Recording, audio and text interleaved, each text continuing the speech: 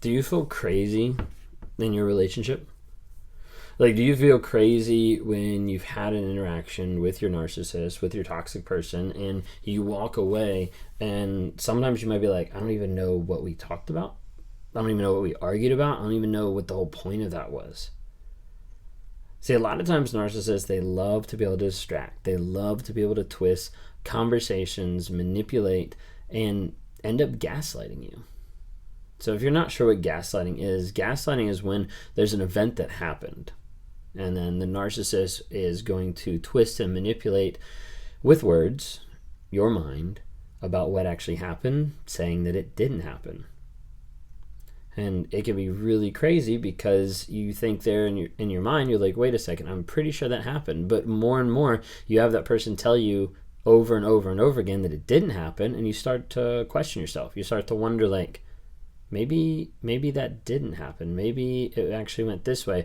And it really starts to screw with your mind and starts to mess with you. And so oftentimes this happens in conversations, especially arguments. Arguments are a really good place to throw in gaslighting because it's the perfect place to distract and then to show people a different reality. So if we're having an argument and I notice maybe I'm starting to lose the argument, I might try to win on a technicality of like, well, technically I didn't say that. Technically you said this. Technically whatever. And if I can't win on that, then I'm going to go on gaslighting. So give you an easy example. This happened a couple months ago now. I was sitting at the table with my wife, Kayla, and our daughter came in and she was playing with her Paw Patrol. And as she was playing with him, she put the yellow and the green one on the table. And she was like, this one's Rocky, this one's Rebel. And I was like, no. I was like, it's the opposite way. And Kayla was like, no, she's right. It's that way. And so like we talked back and forth, and then Kayla like looked it up online and she turned her phone to me so I could see, and she was like, see, like it is this way.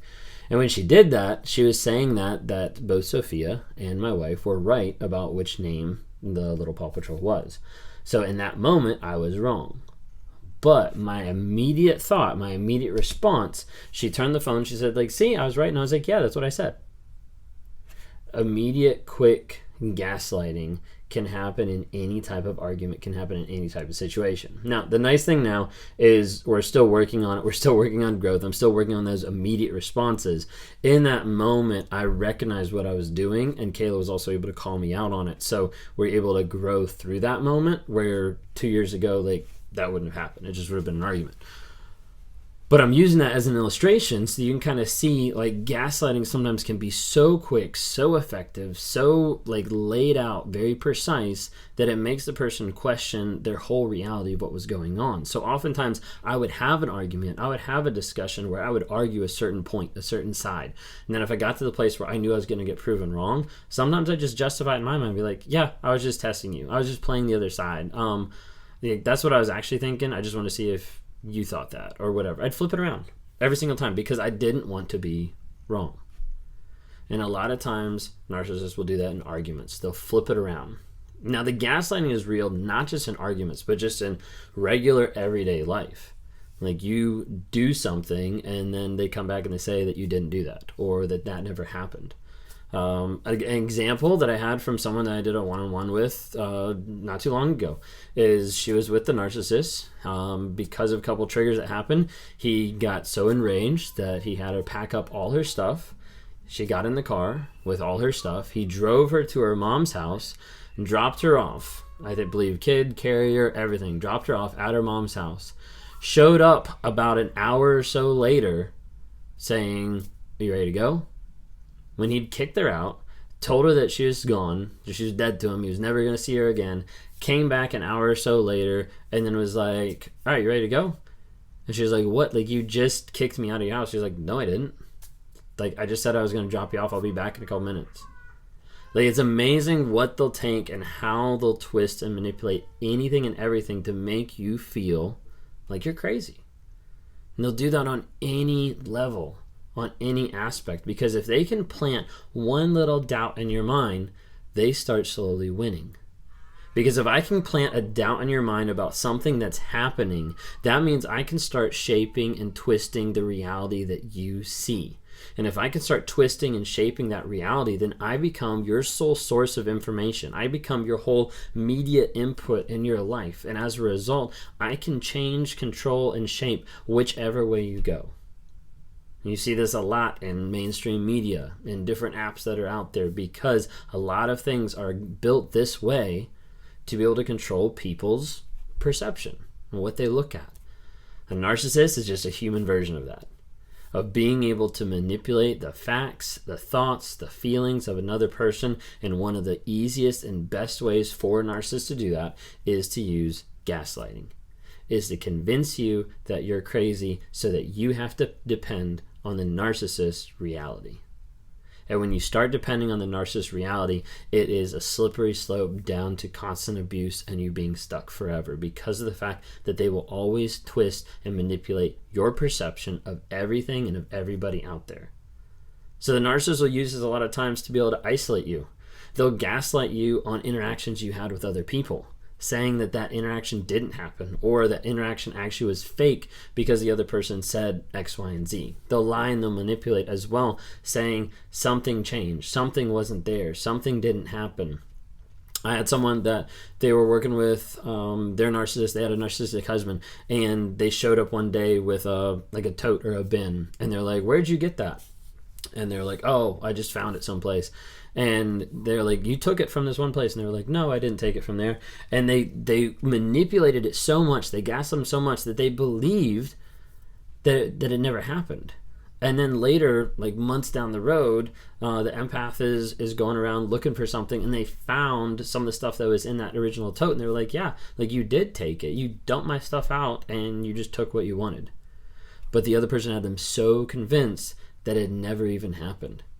This is why a lot of times it's really helpful in narcissistic relationships if you're able to limit stuff to like texting, to email. If you have to have some type of of contact, that helps so much, because otherwise they'll manipulate and twist everything that you say. In another one-on-one, I was talking to somebody, they're like, "We only text," and the reason why I do that is so I can go back and I can show them what they said, because otherwise they'll gaslight me every single time. They'll lie and try to manipulate everyone's perception, because that's easier for them to do than actually own up and be honest. Which is crazy. You'd think like, hey, like it's a lot easier to be honest. Yes, it is.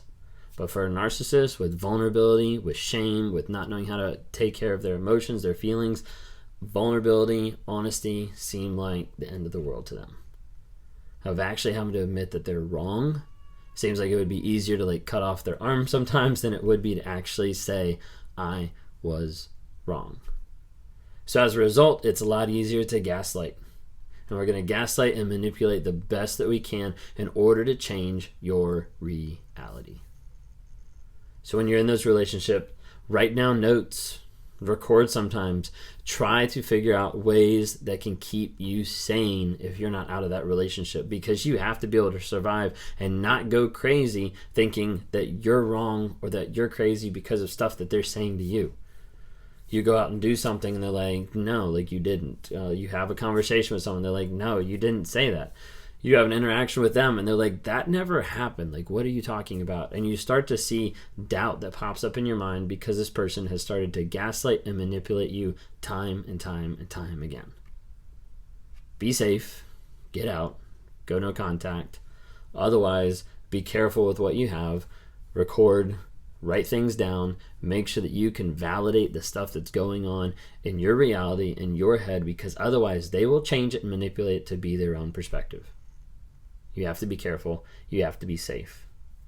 If you guys like what you see here, please subscribe. I would love to interact with you more on YouTube. Leave some comments below if this resonates with you, if it's something that you've seen, that you felt. Follow us on TikTok, Instagram, Facebook. Would love to have you interact more there. Also, reach out on my website, rawmotivations.com. You can check out some new stuff that's coming out with the podcast, with videos, with the NARC app. Also, just with interacting with me one-on-one. I have some coaching packages, some one-on-one things that you can get together with me and either talk through the narcissistic abusive relationship that you are in, that you're currently in, that you're just getting out of, that you're trying not to go back to. How we can talk through trauma bonds, how to break the lies that the narcissist put around you, how to learn how to live a full life apart from all that abuse. So my goal on here is to bring awareness, growth, healing, and change. That's why I'm on here. I hope you like what you see. If you're listening again on Apple Podcasts or Spotify, just give us some ratings so we can keep spreading the message out there to let people know about narcissism, how to be able to avoid it, how to be able to handle it, how to be able to get out safe and to live fuller and richer lives. Thanks so much.